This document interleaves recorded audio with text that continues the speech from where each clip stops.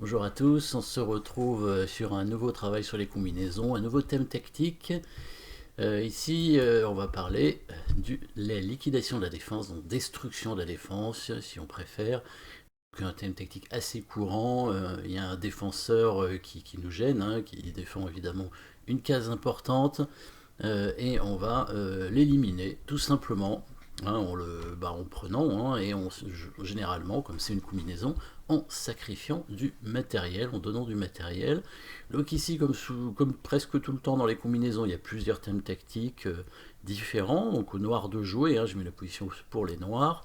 Donc l'un des thèmes tactiques qu'on pourrait voir, c'est la tour qui est devant le roi, donc sur la même ligne, et donc le clouage du pion, hein. Donc ça, ce serait le thème du clouage avec le cavalier qui pourrait éventuellement donner échec ici, sauf que la case est protégée par le cavalier blanc ici.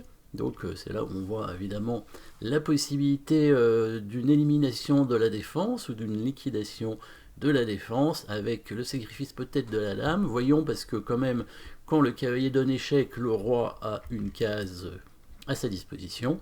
Sauf que, évidemment, le fou, ici, pourra venir donner un échec dévastateur, on va dire, hein, puisque là, la dame blanche sera obligée de se mettre devant, et ce sera échec et mat. Donc voilà, destruction de la défense ici qui permet, avec les noirs, donc de gagner du matériel. Voilà, dame prend cavalier, hein, évidemment. C'est le bon coup, hein, les noirs qui, au départ, avaient... c'était égalité matérielle, en fait, hein. Donc dame prend cavalier permet aux noirs tout simplement de prendre le cavalier, hein. Donc en éliminant la défense, comme ça. Bien sûr, on pourrait regarder les coups forcés en premier, hein, et c'est ce qu'il faut faire. Bon, déjà on avait vu cet échec de cavalier, c'était quand même l'échec important, mais on a tout de suite décelé quelque chose avec cet échec en fait, que le roi, si jamais le cavalier blanc n'était pas là, le roi n'avait qu'une case, et après le fou pouvait donner mat. Donc on a un peu... on a été allé peut-être un peu plus vite que d'habitude, hein, en regardant pas les coups tour prend G2 échec ou dame F1 échec, bon, qu'on va vite éliminer sans rendre compte en fait. Et donc on revient sur donc le thème dame prend cavalier. Si les blancs prennent la dame, cavalier F3 échec, donc le clouage du pion G2. Le roi est obligé de se mettre en F1 et le fou va donner mat, hein. Bon, il y a la dame qui peut couvrir évidemment. Et ensuite, fou prend dame qui fait mat.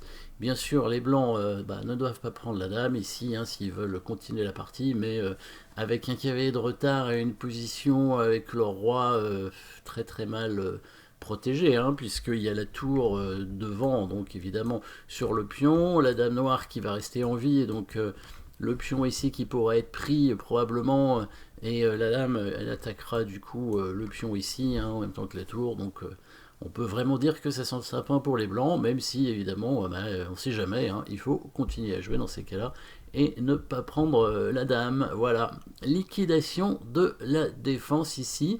On va faire une petite distinction avec la liquidation de la défense quand il s'agit d'une pièce et quand il s'agit de pions. Hein, on va parler de la destruction de la chaîne de pions, mais ça c'est un thème qu'on verra un peu plus tard. Voilà, merci d'avoir suivi cette position avec ce nouveau thème technique, et puis à très bientôt.